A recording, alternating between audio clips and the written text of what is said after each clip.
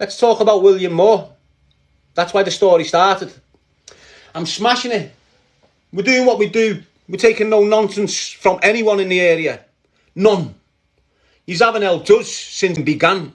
You've never even tried it. But now we're smashing it. You all want a piece of the pie. No chance. So we're smashing it. Everything's sweet. William Moore gets out of prison. He used to be the main man in Liverpool. He still was, even though he's behind doors. Still bringing metric tons into the UK. Still distributing large amounts of heroin and crack cocaine to everyone. So we weren't happy that we weren't getting our swag off him.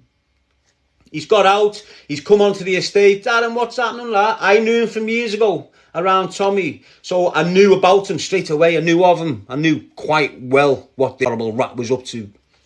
So he's given us a few scratches. Yeah, try them, lad. The boys are taking the scratches off them, throwing it out there. It's top of the range swag, but we don't want to know the rat. We're happy with Silver. Who is Silver? Thomas Baker. Not Thomas Baker Jr. who's being blasted to death, or not his son. I'm on about Silver. Thomas Baker Sr. He's now dead. He died whilst he was doing 12 years in prison. He got 12 years in prison for £250,000 cash, 2 firearms with silencers, and about 6 kilograms of heroin and cocaine. And he got 12 years. 12 years, you know. You should have got that for the firearms. But anyway, let's move along. I'm getting my swag off him for years, and I'm remaining loyal to him for years. And that's what it is. We didn't need to go to anyone else because the best swag in the city at the moment was coming from this man. No one can deny it, bro.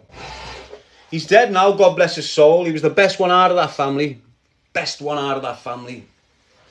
Anyway, so we don't need any swag off no one else. We're happy with what's coming. Now, we're at war with the Mikey Wright. And Mikey Wright is good mates with young Thomas. And he's probably getting a swag off young Thomas. But they're not asked as long as they're making money.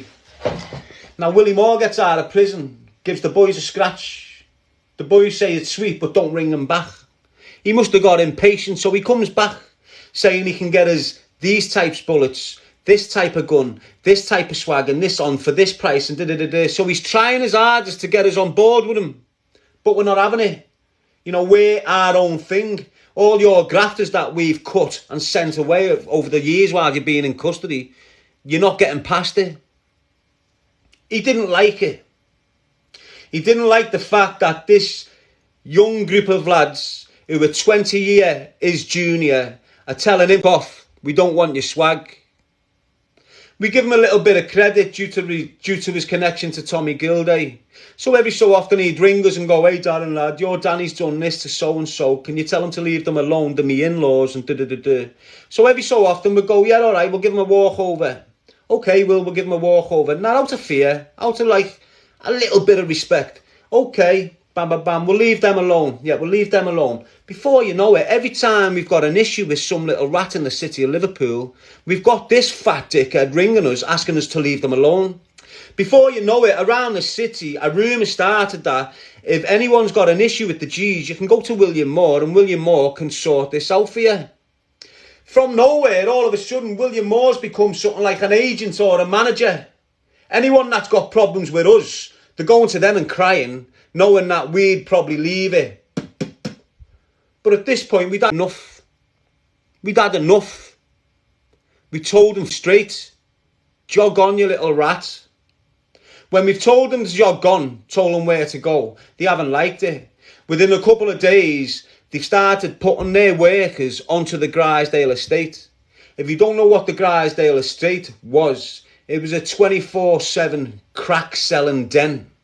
You could get anything you wanted on there 24/7. They didn't use phones. It was word of mouth. Phones got thrown out the window when kids were getting ragged off bikes and ragged out of cars.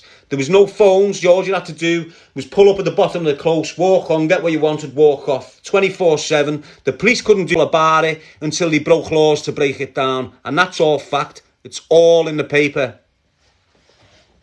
I'm not shouting none of this, people. I'm not glorifying it. I'm not bigging it up. I'm giving you my experience to let you know that I am in the right position to raise awareness on this. I am in the right position to steer your children away from prison and away from these type acts. Why? Because I've been through all of it. I've been groomed. I've been moved on. I've been in prison. I've come out the other side, reformed. And I sit here preaching, choose a life, not a knife, to keep your kids away from this mess. I'm not glorifying it at all. I condone my own actions now, and I've never condoned the actions what I was doing then. So when I've got all these dickheads writing me off, when I'm not committing crime, when I'm not living off illegal gains, when I'm not participating with any criminal at all, family or not, they've all been sacrificed out of my life. I don't give a shit. I'm sitting here free. A free man. I've had 2 kids because I'm a free man. I'm enjoying my life. It doesn't matter that I haven't got a big house and I'm only in supported accommodation. I don't give a shit. This is better than a prison cell. Trust me, people. This is better than getting your head down on a prison wing where there is 24/7 constant noise by people with mental health. Consistently. Willie Moore gets out. He doesn't like that he's being knocked back. He stands there, Porky Moore and his grafters to the estate. Now, there's people being shot, maimed, and houses, people being killed for the graft on this estate.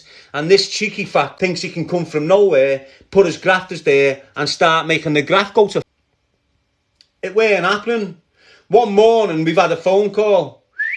Got some visitors there at the bottom of the estate. Who is it? Porky Moore's grafters. Okay, gives a minute. Phone call. Couple of minutes later, there's about 6 kids attacking this car with 2 grafters in it. The kids get themselves cut up, they get stabbed, they get the car took off them, they get the phones took off them and sent on the way. Within an hour of that, or 2 hours of that, you've got this Porky Moore, this Willie Moore's brother, thinking he's a gangster, flying round thinking he's the old school Don of the area. He doesn't find none of us. The next morning, I'm in a cafe that I own. It's on Robson Street. I've got a flat above it. I've got a cafe downstairs. And underneath there, I've got a pool room and an arcade room. I'm only 23 years old. Every morning, without a shadow of a doubt, I used to have James Richardson and Tony Richardson's mum, Marie, running the cafe for me. She used to cook. She was the manager of the cafe, yeah? Every morning without fail, the boys would go there. Pancake, Snowy, Spiff.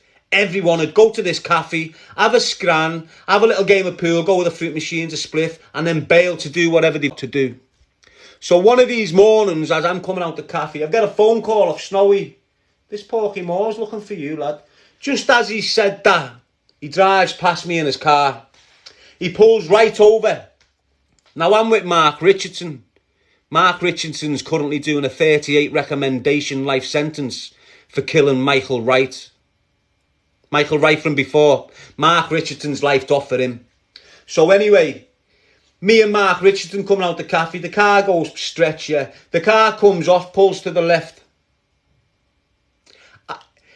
I've went straight over to the car. I'm not scared of this little nugget. I know what he's about, yeah. I've gone straight over to the passenger seat of his car and sat in the passenger seat of his car and said, "What's up?" And he's panicked. And he's panicked that much. Whatever he had in his hand, he's dropped on the floor by accident. But I haven't let on that I've seen it. I never let on that I've seen whatever he had in his hand, he dropped on the floor. I never let on to it. So I've let him give me his verbal. I've let him shout me down because of how we've behaved the day before and bum. I've got out the car, come round to the driver's seat where his window's open. He's still shouting out off, thinking he's this, that and the other. I snatch his key out the ignition, bang, send Mark into the cafe, get me a blade. Mark comes out with the blade and I give it to him. Give him a few slaps. You know how it is back in the day. I don't condone it, I'm not promoting it.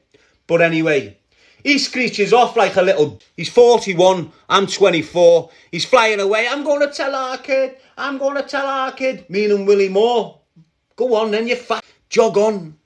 So anyway, get on the phone. I get a phone call within hours. It's Willie Moore. How dare you disrespect my family? How dare you do this? And how dare you do that? You're going to pay for what you've done there. Off, you fat owl. You have had your chance. You're a millionaire. Let us youngsters make some money. Bang. That's all I said. I didn't for 1 minute think it was going to go to the level it went.